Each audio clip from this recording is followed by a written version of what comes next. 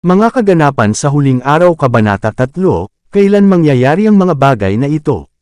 Tinanong ng mga disipulo si Kristo tungkol sa kanyang pagbabalik. Ang mga salita ni Kristo, Mateo Kapitulo 24 versikulo 2, ay sinabi sa pandinig ng maraming tao, ngunit nang siya ay nag-iisa, sina Pedro, Juan, Santiago, at Andres ay lumapit sa kanya habang siya ay nakaupo sa bundok ng mga olibo. Sabihin mo sa amin, sabi nila, kailan mangyayari ang mga bagay na ito? At ano ang magiging tanda ng iyong pagparito, at ng katapusan ng sanglibutan? Hindi sinagot ni Jesus ang kanyang mga alagad sa pamamagitan ng pagtanggap ng hiwalay sa pagkawasak ng Jerusalem at sa dakilang araw ng kanyang pagdating. Pinaghalo niya ang paglalarawan sa dalawang pangyayaring ito. Kung binuksan niya sa kanyang mga disipulo ang mga mangyayari sa hinaharap habang tinitingnan niya sila, hindi nila matitiis ang paningin. Sa awas sa kanila, pinaghalo niya ang paglalarawan ng dalawang malalaking krisis, iniwan ang mga disipulo na pag-aralan ang kahulugan para sa kanilang sarili. Hindi alam ang oras ng pagbabalik ni Kristo. Marami sa mga nagtawag sa kanilang sarili na mga Adventista ay naging time setters. Oras-oras ay itinakda para sa pagdating ni Kristo, ngunit paulit-ulit na pagkabigo ang naging resulta. Ang tiyak na oras ng pagdating ng ating Panginoon ay ipinahayag na lampas pa sa kin ng mga mortal. Maging ang mga anghel, na naglilingkod sa mga magiging tagapagmana ng kaligtasan, ay hindi alam ang araw o ang oras. Ngunit tungkol sa araw at oras na iyon ay walang nakakaalam, kahit na ang mga anghel sa langit, kundi ang aking Ama lamang. Hindi natin dapat malaman ang tiyak na panahon para sa pagbubuhos ng banal na espiritu o para sa pagdating ni Kristo. Bakit hindi tayo binigyan ng Diyos ng kaalamang ito, dahil hindi natin ito gagamitin ng tama kung gagawin niya ito? Isang kalagayan ng mga bagay ang magreresulta mula sa kaalamang ito sa ating mga tao na lubos na makakapagpapahina sa gawain ng Diyos sa paghahanda ng mga tao na tumayo sa dakilang araw na darating. Hindi tayo dapat mabuhay sa oras ng kaguluhan. Hindi mo masasabi na siya ay darating sa loob ng 1, 2, o 5 taon, ni hindi mo dapat ipagpaliban ang kanyang pagdating sa pagsasabi na hindi ito maaaring 10 o 20 taon. Malapit na tayo sa dakilang araw ng Diyos. Ang mga palatandaan ay natutupad. Gayunpaman, wala tayong mensahe na sasabihin sa atin tungkol sa araw at oras ng pagpapakita ni Kristo. Matalingong inilihim ito ng Panginoon sa atin upang tayo ay laging nasa kalagayan ng pag-asa at paghahanda para sa ikalawang pagpapakita ng ating Panginoong Hesukristo sa mga ulap ng langit. Ang eksaktong oras ng ikalawang pagdating ng anak ng tao ay misteryo ng Diyos. Ang amin ay hindi isang mensahe sa pagtatakda ng oras. Hindi tayo kabilang sa uri na iyon na tumutukoy sa eksaktong yugto ng panahon na lilipas bago ang pagdating ni Jesus sa ikalawang pagkakataon na may kapangyarihan at dakilang kaluwalhatian. Ang ilan ay nagtakda ng panahon, at kapag iyon ay lumipas na, ang kanilang mga mapagmataas na espiritu ay hindi tumanggap ng pagsaway, ngunit sila ay nagtakda ng iba at ibang panahon. Ngunit maraming sunod-sunod na kabiguan ang nagtatak sa kanila bilang mga huwad na propeta.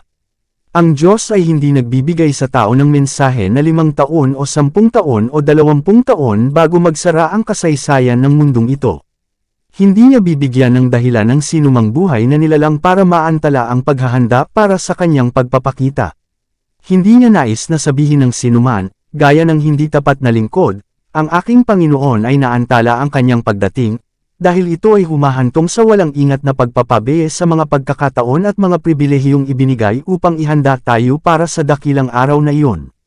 Ang pagtatakda ng oras ay humahantong sa kawalan ng paniniwala dahil ang mga panahong paulit-ulit na itinakda ay lumipas na, ang mundo ay nasa isang mas mapagpasyang kalagayan ng kawalan ng pananampalataya kaysa noon tungkol sa malapit na pagdating ni Kristo. Tinitingnan nila ang mga kabiguan ng mga tagapagtakda ng oras ng may pagkasukwem. At dahil ang mga tao ay nalinlang, tumalikod sila sa katotohanang pinatunayan ng salita ng Diyos na ang wakas ng lahat ng bagay ay malapit na. Naiintindihan ko naman si Kuya Si Daniels ay, kumbaga, ay nagtakda ng oras, na nagsasabi na ang Panginoon ay darating sa loob ng 5 taon. Ngayon sana ay hindi mapupunta sa ibang bansa ang impresyon na tayo ay time setters. Huwag hayaang gumawa ng ganoong mga puna. Wala silang ginagawang mabuti. Huwag maghangad na magkaroon ng pagbabagong buhay sa anumang dahilan, ngunit hayaang gumamit ng angkop na pag-iingat sa bawat salitang binibigkas, na ang mga panatiko ay hindi kukuha ng anumang makukuha nila upang lumikha ng pananibik at ang espiritu ng Panginoon ay malungkot. Nais naming huwag galawin ang mga hilig ng mga tao upang magkaroon ng kaguluhan, kung saan ang damdamin ay naaantig at ang prinsipyo ay hindi kontrolado. Nararamdaman ko na kailangan nating bantayan sa bawat panig, dahil si Satanas ay gumagawa ng kanyang makakaya upang ipahiwatig ang kanyang mga sining at mga kagamitan na magiging isang kapangyarihan na gumawa ng pinsala. Anumang bagay na magpapagulo, lumikha ng kaguluhan sa maling batayan, ay dapat katakutan, dahil tiyak na darating ang reaksyon. Palaging may mga huwad at panatikong kilusan na gagawin ng mga tao sa simbahan na nagsasabing sila ay pinamumunuan ng Diyos, yaong mga tatakbo bago sila ipadala at magbibigay ng araw at petsa para sa paglitaw ng hindi natutupad na propesya. Ang kaaway ay nalulugod na gawin nila ito, dahil ang sunod-sunod na pagkabigo at humahantong sa mga maling linya ay nagdudulot ng kalituhan at kawalan ng paniniwala. Walang oras na hula higit pa sa 1844 malinaw kung sinabi sa pulong ng kampo ng Jackson sa mga panatikong partidong ito na ginagawa nila ang gawain ng kalaban ng mga kaluluwa, sila ay nasa kadiliman. Sinabi nila na may malaking liwanag na magsasara ang probosayon sa Oktubre, 1884. Doon ko sinabi sa publiko na ang Panginoon ay nalulugod na ipakita sa akin na walang tiyak na oras sa mensaheng ibinigay ng Diyos mula noong 1844. Ang aming posisyon ay isa sa paghihintay at pagmamasid, na walang oras proklamasyon na mamagitan sa pagitan ng pagsasara ng mga panahon ng propeta noong 1844 at sa panahon ng pagdating ng ating Panginoon. Ang mga tao ay hindi magkakaroon ng isa pang mensahe sa tiyak na panahon. Pagkatapos ng yugtong ito ng panahon, Apokalipsis Kapitulo 10 versikulo 4 hanggang 6, na umabot mula 1842 hanggang 1844, hindi maaaring magkaroon ng tiyak na pagsubaybay sa panahon ng propeta. Ang pinakamahabang pagtutuos ay umabot sa taglagas ng 1844. Inaasahan ni Ellen White ang pagbabalik ni Kristo sa kanyang araw. Ipinakita sa akin ang kumpanyang naruroon sa conference. Sinabi ng anghel, ilang pagkain para sa mga uod, ilang sakop ng 7 huling salot, ang ilan ay mabubuhay at mananatili sa lupa upang maisalin sa pagdating ni Jesus. Dahil ang oras ay maikli, dapat tayong magtrabaho ng may sipag at dobleng lakas. Maaaring hindi na pumasok sa kolehiyo ang ating mga anak. Talagang hindi marunong magkaanak ngayon. Ang oras ay maikli, ang mga panganib sa mga huling araw ay nasa atin, at ang maliliit na bata ay higit na maliligtas bago ito. Sa panahong ito ng mundo, habang malapit nang magsara ang mga eksena sa kasaysayan ng daigdig at malapit na tayong pumasok sa panahon ng kaguluhang hindi pa nararanasan, mas kakaunti ang mga pagsasama ng mag-asawa ay mas mabuti para sa lahat, kapwa lalaki at babae. Darating ang oras, ito ay hindi malayo, at ang ilan sa atin na ngayon ay naniniwala ay mabubuhay sa lupa, at makikita ang hula na napatunayan, at maririnig ang tinig ng arkanghel at ang trompeta ng Diyos na umaalingaw mula sa bundok at kapatagan at dagat hanggang sa mga dulong bahagi ng mundo. Ang oras ng pagsubok ay malapit na sa atin, dahil ang malakas na sigaw ng ikatlong anghel ay nagsimula na sa paghahayag ng katwiran ni Kristo, ang nagpapatawad ng kasalanan na manunubos. Ipinaliwanag ang pagkaantala ang mahabang gabi ng karimlan ay sinusubukan, ngunit ang umaga ay ipinagpaliban sa awa, dahil kung ang guro ay darating napakarami ang makikitang hindi handa. Kung ang mga Adventist pagkatapos ng malaking kabiguan noong 1844 ay nanghawakan ng mahigpit ang kanilang pananampalataya at sumunod na magkakaisa sa pambungad na probisyon ng Diyos, na tinatanggap ang mensahe ng ikatlong anghel at sa kapangyarihan ng banal na espiritu na nagpapahayag nito sa mundo, makikita sana nila ang kaligtasan ng Diyos. Ang Panginoon ay gumawa ng makapangyarihan sa kanilang mga pagsisikap, ang gawain ay natapos na, at si Kristo ay darating bago ito upang tanggapin ang kanyang mga tao sa kanilang gantimpala. Hindi kalooban ng Diyos na ang pagdating ni Kristo dapat delayed kaya.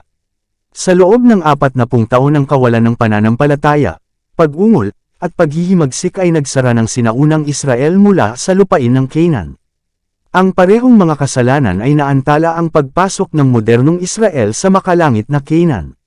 Sa alinmang kaso ay hindi nagkamali ang mga pangako ng Diyos. Ang kawalan ng paniniwala, ang kamunduhan, hindi pagtatalaga, at alitan sa mga nag-aangking tao ng Panginoon ang nagpapanatili sa atin sa mundong ito ng kasalanan at kalungkutan sa maraming taon. Kung ginawa ng simbahan ni Kristo ang kanyang itinalagang gawain gaya ng itinalaga ng Panginoon, ang buong mundo ay nabigyan ng babala bago ito at ang Panginoong Hesus ay dumating sa ating lupa sa kapangyarihan at dakilang kaluwalhatian. May kondisyon ang mga pangako ng Diyos. Ang mga anghel ng Diyos sa kanilang mga mensahe sa mga tao ay kumakatawan sa oras na napakaikli.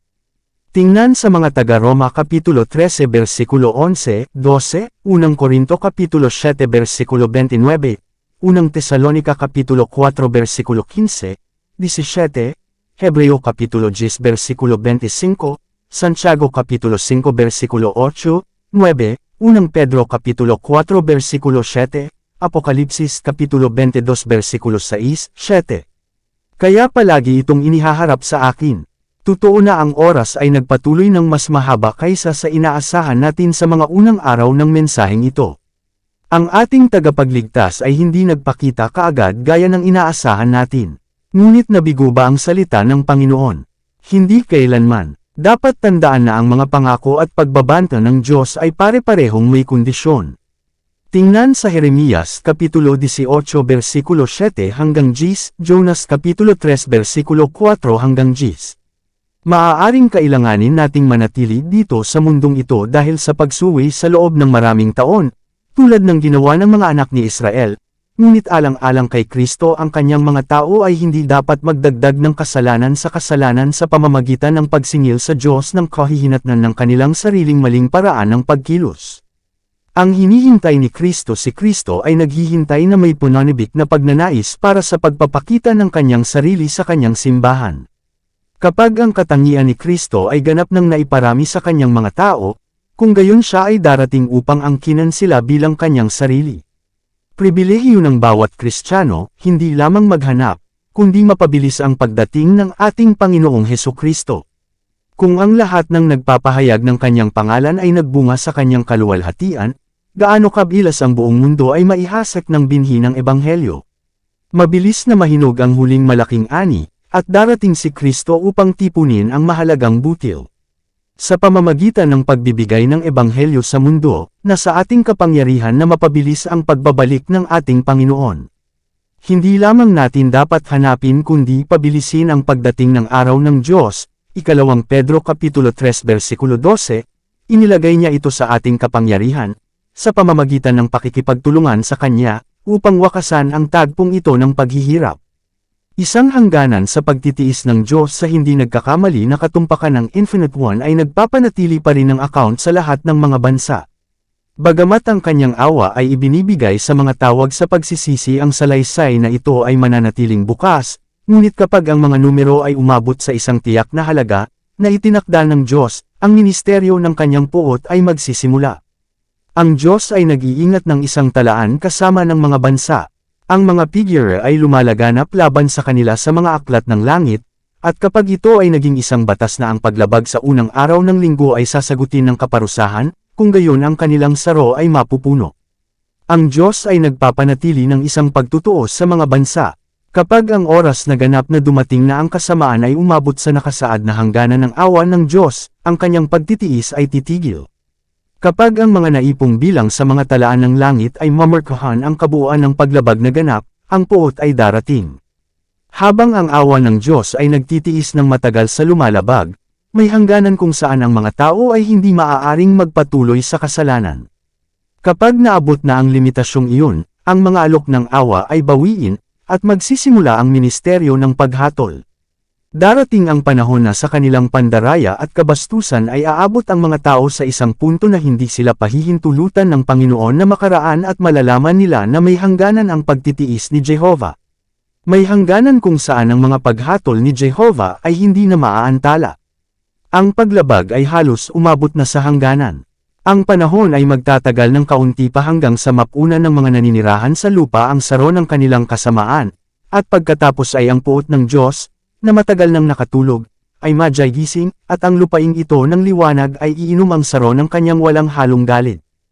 Ang saro ng kasamaan ay halos mapuno, at ang ganting katarungan ng Diyos ay malapit nang bumaba sa mga nagkasala. Ang kasamaan ng mga naninirahan sa mundo ay halos napuno ang sukat ng kanilang kasamaan. Ang mundong ito ay halos umabot na sa lugar kung saan pahihintulutan ng Diyos ang maninira na gawin ang kanyang kalooban dito. Ang paglabag ay halos umabot na sa limitasyon nito. Napuno ng kalituhan ang mundo, at isang malaking takot ang malapit nang dumating sa mga tao. Napakalapit na ng wakas. Tayong mga nakakaalam ng katotohanan ay dapat na maghanda para sa kung ano ang malapit ng masira sa mundo bilang isang napakalaking sorpresa. Dapat nating panatilihin ang dakilang araw ng Diyos bago ang ating isip. Dapat nating turuan ang ating sarili na pag-isipan at pag-isipan ang mga dakilang tagpo ng paghuhukom na nasa harapan natin at pagkatapos, habang pinananatili natin ang mga eksena ng dakilang araw ng Diyos sa harap natin kapag ang lahat ay mahahayag, ito ay magkakaroon ng epekto sa ating pagkatao. Isang kapatid na lalaki ang nagsabi sa akin, Sister White, sa palagay mo ba ay darating ang Panginoon sa loob ng 10 taon? Ano ang pagkakaiba sa iyo kung siya ay darating sa 2, 4, o 10 taon? Bakit, sabi niya, palagay ko iba ang gagawin ko sa ilang bagay kaysa sa ginagawa ko ngayon kung alam kong darating ang Panginoon sa loob ng 10 taon. Ano ang gagawin mo? Sabi ko, bakit, sabi niya, ibebenta ko ang aking ari-arian at magsisimulang saliksikin ang salita ng Diyos at sisikaping bigyan ng babala ang mga tao at gawin silang maghanda para sa kanyang pagdating, at magsusumamo ako sa Diyos na maging handa akong salubungin siya. Pagkatapos ay sinabi ko, kung alam mong hindi darating ang Panginoon sa loob ng 20 taon, iba ang iyong pamumuhay. Sinabi niya, sa tingin ko gagawin ko. Napaka makasarili ng pananalita na mabubuhay siya ng ibang buhay kung alam niyang darating ang kanyang Panginoon sa loob ng 10 taon. Aba, lumakad si Enoch na kasama ng Diyos sa loob ng 300 taon. Ito ay isang aral para sa atin na tayo ay lalakad kasama ng Diyos araw-araw, at hindi tayo ligtas maliban kung tayo ay naghihintay at nagmamasid. Ang ikli ng panahon. Naway huwag bigyan ng Panginoon ng kapahingahan, araw o gabi, ang mga ngayon ay pabaya at tamad sa gawain at gawain ng Diyos. Ang wakas ay malapit. Ito ang nais ni Jesus na itago natin kailanman, ang igsi ng panahon. Kapag tayo ay tumayo kasama ng mga tinubos sa dagat ng salamin na may mga alpa ng ginto at mga korona ng kaluwalhatian at sa harap natin ang hindi nasusukat na kawalang hanggan, makikita natin kung gaano kaikli ang panahon ng paghihintay ng pagsubok. Dito nagtatapos ang Kabanata 3. Para updated ka sa susunod na mga kabanata ay huwag kalimutang mag-subscribe sa ating channel Renilab TV, mag-like na at mag-share sa ating mga video. Maraming salamat po.